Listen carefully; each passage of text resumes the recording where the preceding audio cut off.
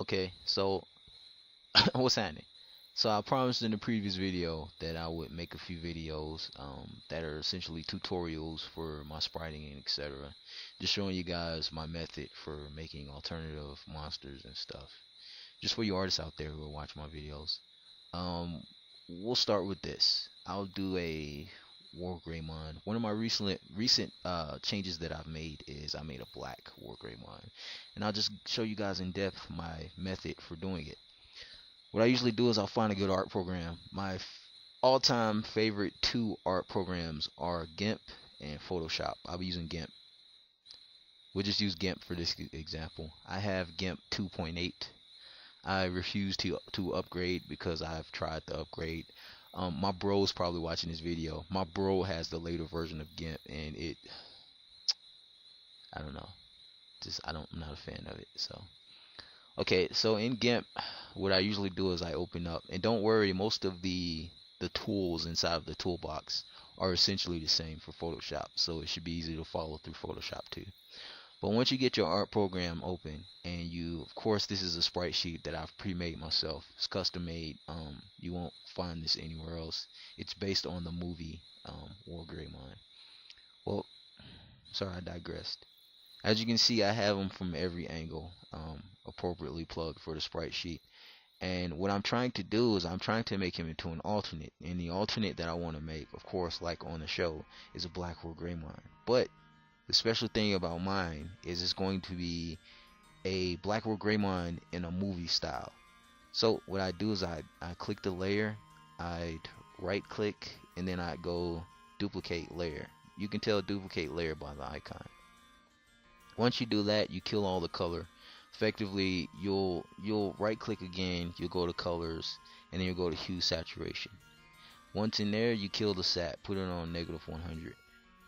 I know it doesn't look like black. What I'm going to do essentially is everything that is golden on this character I'm going to change to black, and everything that is red on this character I'm going to change to yellow. I'm going to show you guys a very cool method for doing this. It kind of saves you a lot of time and a lot of the tedium of doing this. Okay, it appears to be chrome, so luckily you have the brightness tool. I open up the brightness tool via the drop downs, and then for the brightness I prefer to click the line opposing to moving the box manually, because I think it goes in increments 10. Yeah, it goes in increments of 10, and we'll do about 110. Looks good. That's a nice solid dark black color, and trust me, in game it looks pretty good. Okay, once this step is over, I effectively have the black tone that I want for everything. What I do before I do anything else is fix the colors that I want changed. The colors that we want altered for this character, I believe on a Black or Greymon, everything that's red is yellow. So, and don't worry about his skin, because his skin is black for the character. What I do is I change the hue saturation. So I open the drop down, I go to hue saturation, and I kind of tweak it. Of course, in those increments of 10. It's not 15 for this. Yeah, it's 15. It's 15 for the hue saturation. But I tweak this accordingly until everything that is red effectively looks yellow. In my case, it's somewhat greenish. It's more like a fluorescent yellow, not green. But this is what I'm going to go for. Once you're done playing with the second layer's coloring, you drop back, or rather re-drop the top layer, and then you effectively start erasing what you want erased. You have a fast method and a slow, tedious method. My method for doing this, what I usually do, is I'll get the eraser, I'll go to brush, and then I'll choose the larger circle. Once I do that, my favorite preference or size is 6. I'll go to 6, and I'll manually go through the sprite in its entirety, and I'll erase everything that I need erased. So if it's not black armor or his skin, you gotta get it out of there. Another issue that I see on here that I didn't address is there's 2 layers, correct? Well, since there's 2 layers, it makes 2 shadows underneath the character. That's if you manually draw your shadows in for your characters.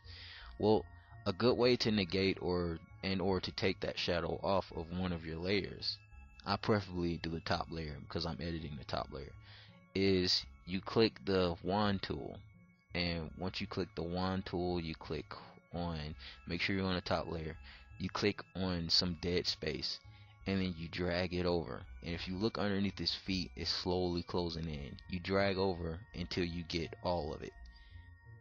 See that little circle? It's getting smaller. Once that circle is gone, you have it all. Boom. And then you hit the delete button. Me, I hit the delete button twice when I do this. Well, let's try 3.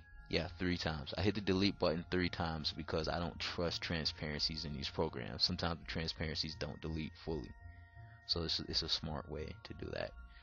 And you can do more if you prefer. And as you can see, the shadow doesn't change anymore.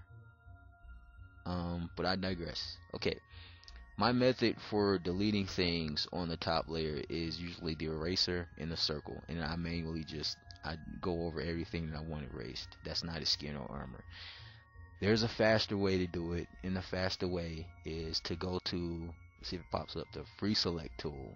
So for the free select tool, the lasso as I like to call it, you can basically, actually I think it's scissors.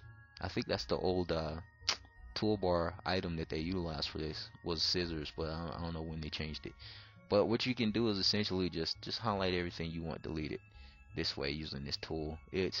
I'm not gonna say it's faster, but it's a better way to do it. And well, for some of you guys it might be faster, but for me it's not faster because I'm a fan of a circle.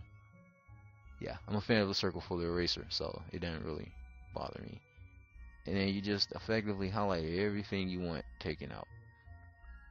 And there's a reason I'm doing clicks like this opposing to just, you know, the drag method, because you can drag this. I'm using a Wacom tablet, and on my Wacom tablet, rather, even with your mouse, if you have a mouse, just clicking down like this, it gives you an option of Control-Zing or undoing what you've done with this tool. If you don't click down and you just drag it, it's going to effectively undo everything that you drug, like from point A to point B, and you don't want to do that because I don't know, it's just more efficient to click down like this.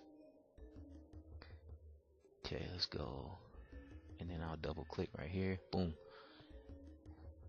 A good indication that you properly highlighted it is once you double click, when you get to the end, you double click, and then it'll give you this dotted line. This dotted line means, hey, I'm cutting this for you. Now go to edit, clear. See, it says delete right here. It's basically another way of them saying you can just hit the delete button. But this is usually how I do it. I go to edit, clear, because I'm using my tablet. But for you guys who use the keyboard, just simply hit the delete button. And boom. Ah, see it? Looks like it, huh? Oh, I see a mistake. My apologies. I didn't notice. Now I skip this area here. Now I hit the delete button. Boom. There you go. And look at it, guys. It's starting to look like it, huh? Like I said, I'm a fan of the circle tool, so I'll just keep using my circle tool. But I'm going to effectively do this entire, just this one frame for you guys. I've already done the sprite sheet myself. I've actually done 7 sprite sheets for this dude already, so he's already pre-made for you guys. I'm just showing you guys in depth my method for a recolor. If it's a very simple monster that I've already created and I need to recolor him in a certain way, I take as many shortcuts as feasible, and at the same time you have to keep it professional. So if it's not neat, whatever shortcut you choose to take, if it's not if the end product is not neat or professional looking, I don't advise you to do it. Especially if you don't know what you're doing. You guys, you artists out there who are watching this video, now you know how to do this, so it shouldn't be an issue for you. You can do this for pretty much anything you want. Just notice the skin. I just captured them. That was a big mistake. Yeah, but now that you guys have this method of doing this, I think this is a good option for you as far as recoloring the same monster, because everyone knows in these digital monster games that's basically what they do, is they just do reskins for the same monster. And me, what I do is, after I do this color alteration, is I go back and I draw in what I think is appropriate. For instance, for the original version of this monster, he has a glowing crest that pops up on his back for his idle animation. The idle animations pop up, of course, when you're not in motion. for this character, he doesn't have the crest on the sprites that I have for him. I took the crest off because, of course, you don't need the crest of courage to make this monster here. For those of you who are familiar with the show and stuff. So yeah, little things like that you have to keep in mind to tweak. That aside from little color things that I've been showing you guys throughout this. Yeah, I like to ramble while I draw, but I apologize to you guys who don't like to listen to people ramble when they draw for these tutorials, but I like to talk. Love to hear myself. Like to hear myself speak. Okay, effectively this is everything. This is my method, you guys, for making alternate monsters, and as you can see, it is a perfect replica of the Black or Greymon. There's literally, this is perfection. Let me make sure I didn't miss anything. There's no nooks and crannies. Oh, and for you guys who want to double check and make sure that you cleared out everything you want cleared, a good way to do that is just to simply take the layer off and put it back on. See, and it shows you everything that you need to tweak. And as you can see, it works swimmingly. I officially have a Black or Greymon, and you have to do this for everything. Every frame on the sprite sheet, you have to go back and tweak them all, and everything is already pre-set up for you. So it's simple. It's super simple. Once that's done, you go ahead and save out your sprite sheet. You file, make sure you export as. Always do export as. Never do the overwrite, because the overwrite sometimes skips your ability to edit the file format, and you don't want to do that. You need as many options as you can get. So always choose this, and then save it accordingly. That's all for this spriting. I'll make another video and I'll show you guys like gameplay, and it'll basically show you guys the difference between my original War Greymon and my Black War Greymon, and just so you guys can see them in game. That's about it. Everybody out there, be safe. Keep fucking with me, and I'll do my best to release dope content like I do. And famo, I know you waiting on that Mugen Guts. Yeah, it's almost there, fam. Everybody else be safe. Later.